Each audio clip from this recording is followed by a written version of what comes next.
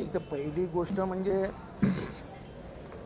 त्यांनी अध्यक्षांना काहीतरी पूर्वीचे प्रेसिडेंट्स नेऊन दाखवले आणि अध्यक्षांनी त्यांना बोलण्याची परमिशन दिली. 164 article 164 of the Indian constitution clearly says that cabinet is a understanding of a collective body. हे जे काही विषय असतात मंत्र्यांनी कॅबिनेटमध्ये मांडायचे असतात, रस्त्यावर येऊन नाही. आज त्यांच्या भाषणामध्ये ते जे काही बोलत होते, मला खरोखरच भुजबळ साहेबांविषयी वाईट वाटलं की ते अगदी वैफल्यग्रस्त व्यथित होऊन बोलत होते. हे कबूल आहे की ते लहान समाजाची लढाई लढतायत. Car garage network great, claim cover great, price wait wow, price be great. Tata AIG car insurance, trusted naam, fantastic naam. त्यांचाही मराठा आरक्षणाला विरोध नाही, पण मंत्रिमंडळात मला कोणी साथच देत नाही हे त्यांच्या शब्दात दिसत होतं.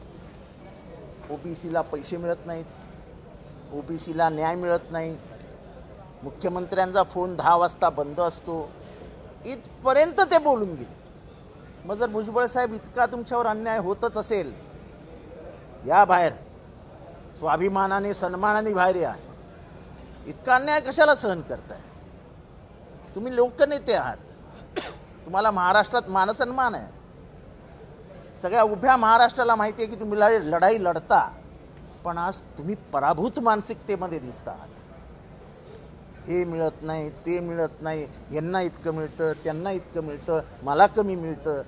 मला म्हणजे त्यांना नाही, स्वतःला नाही, त्यामुळे समाजाला कमी मिळतं. मला वाटतं की एक तर पहिली चूक, मंत्री म्हणून त्यांनी बोलायला नको होतं. मंत्री म्हणून बोलताना त्यांनी मंत्रिमंडळाविरुद्ध बोलायला नको होतं. CM 10 वाजता मोबाईल बंद करतात हे सांग, आणि मी CMची गॅरंटी देतो, मी त्यांच्या विरोधातला आहे. CMचा फोन किंवा CM 2:30-3 पर्यंत मिळत नाहीत असं कधीच होत नाही. CMला तुम्ही 3 वाजता उठवा, 4 वाजता उठवा, CM फोनवर असतो, म्हणजे ते असतात फोनवर. त्यामुळे हा आरोप मी काही सत्य मानत नाही, पण एकंदरच त्यांची वैफल्यग्रस्तता बघून मला खरोखर वाईट वाटलं.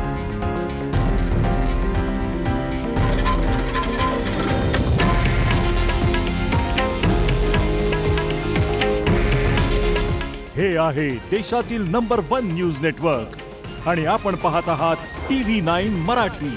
काळजी तुमची, हित महाराष्ट्राचं.